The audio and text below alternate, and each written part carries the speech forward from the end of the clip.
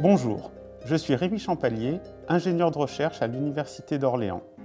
Je vais vous présenter la plateforme expérimentation de l'ISTO dont je suis le responsable. Cette plateforme regroupe un laboratoire haute température, haute pression conventionnel, 2 laboratoires d'analyse in situ en température et pression, un laboratoire de déformation des roches et un laboratoire micro-nanofluidique. Un service mécanique et électronique rattaché à la plateforme permet le développement et la maintenance de ces différents laboratoires. Le laboratoire d'expérimentation haute température, haute pression conventionnel regroupe un large panel d'équipements permettant de reproduire des conditions crustales et mantéliques supérieures. Il se compose de fours haute température, d'autoclaves à joint froid, d'autoclaves à chauffage interne et de pistons cylindres. Les méthodes mises en œuvre sont celles de la pétrologie expérimentale classique qui consiste à analyser les échantillons ex situ après les avoir trempés le plus rapidement possible. Ces techniques ont toutefois des limites. Certains échantillons possèdent des cinétiques de réaction extrêmement rapides qui rendent la technique de la trempe rapide inopérante. C'est pourquoi l'ISTO a initié puis porté le projet d'équipement d'excellence Planex, visant à développer des analyses in situ en température et pression.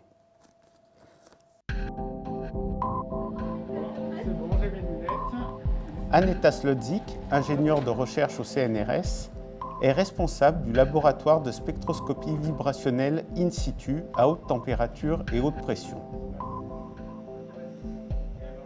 Ce laboratoire regroupe 2 instruments qui permettent de réaliser de la spectroscopie infrarouge d'émission et de la spectroscopie Raman jusqu'à 1200 degrés et 2000 bars. Ils ont été développés avec l'Institut Néel et le CEPTI, 2 de nos partenaires Planex. La pièce maîtresse de ces 2 instruments est un autoclave à chauffage interne équipé de fenêtres en saphir. Le saphir étant transparent dans la gamme spectrale d'intérêt. Dans le cas de la spectroscopie infrarouge, le rayonnement émis par l'échantillon sous l'effet de la chaleur est collecté à travers la fenêtre de l'autoclave et analysé par un spectromètre infrarouge à transformer de Fourier.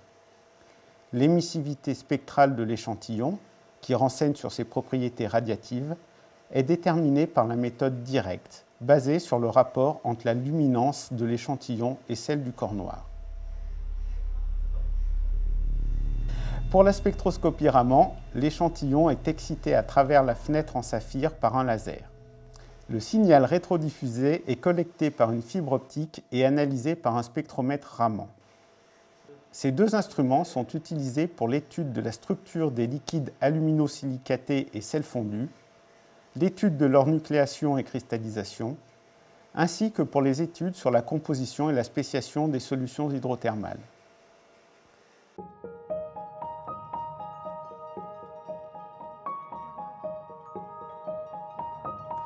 Frère jumeau du précédent, le laboratoire de diagnostic in situ par rayons X est sous la responsabilité de Benjamin Langérôme, ingénieur de recherche au CNRS, épaulé par Felaniana Millière-Rakotovao, ingénieur de recherche en CDD. Ce laboratoire, utilisant les mêmes autoclaves mais avec des fenêtres en beryllium, est le fruit d'une collaboration avec l'Institut Néel et le GREMI au sein du consortium Planex. 2 lignes reposant sur la même géométrie ont été développées. Un faisceau de rayons X produit par un générateur pénètre dans l'autoclave à travers une première fenêtre en beryllium et interagit avec l'échantillon. Le faisceau transmis ressort par une fenêtre diamétralement opposée et est collecté par un détecteur. La première ligne, dite d'imagerie, repose sur le principe de la radiographie qui permet de visualiser la structure interne d'un objet grâce au contraste d'absorption des rayons X entre les différentes phases qui le constituent. Il est ainsi possible de visualiser des bulles et des cristaux dans une matrice silicatée. La seconde ligne permet des analyses SAX-WAX. En configuration WAX, l'étude de la diffraction des rayons X aux petits angles nous renseigne sur la cristallographie des minéraux. il est par exemple possible d'étudier l'état d'hydratation d'une argile en fonction de la température ou de la pression. En configuration SAXS, ce sont cette fois les rayons X diffusés aux petits angles qui nous renseignent sur la taille, la forme ou encore l'arrangement spatial de nanoparticules dans une matrice. Cette technique sera mise en œuvre pour l'étude de la nucléation des bulles et des cristaux dans les liquides silicatés. Le laboratoire de déformation des roches, sous la responsabilité de Jacques Pressigou, ingénieur de recherche à l'Université d'Orléans, regroupe une presse Patterson et 3 presses de Griggs qui permettent de déformer des roches à haute température et haute pression. Elles rendent possible la détermination des lois rhéologiques qui contrôlent la tectonique des plaques et la convection mantélique. La presse Patterson est un autoclave à chauffage interne doté de 2 moteurs permettant de déformer des échantillons en coaxial ou en torsion. Une cellule de grande précision mesure in situ, sous pression et en temps réel, la contrainte appliquée à l'échantillon et la déformation qui en résulte. Limitée à 5 kbar et 1400 degrés, elle est principalement utilisée pour la détermination des lois rhéologiques des roches crustales supérieures et des magmas. Les presses de Griggs, reposant sur le principe du piston-cylindre, permettent d'atteindre des pressions de 3 gigapascales et plus de 1200 degrés, soit des conditions lithosphériques. Afin d'améliorer la détermination de la contrainte exercée sur l'échantillon dans ce type de presse, l'ISTO, en étroite collaboration avec l'École normale supérieure de Paris et l'entreprise Sanchez Technologies, a développé une presse de Griggs nouvelle génération, notamment équipée d'un capteur de force ultra précis par photométrie laser, développé en collaboration avec l'Université de Versailles. Dernier instrument du projet Planex présenté aujourd'hui, les bancs de transfert réactif, qui sont composés d'un autoclave à chauffage externe travaillant en conditions hydrothermales et de 2 pompes doseuses qui permettent de mesurer in situ la perméabilité d'un échantillon. Cette mesure en continu, au cours d'expériences de longue durée, autorise l'étude des relations perméabilité-porosité des roches et de leur évolution temporelle au cours des réactions hydrothermales. Les 2 bancs ont été utilisés avec succès pour l'étude de la grésénisation ou encore l'étude de la production d'hydrogène par serpentinisation.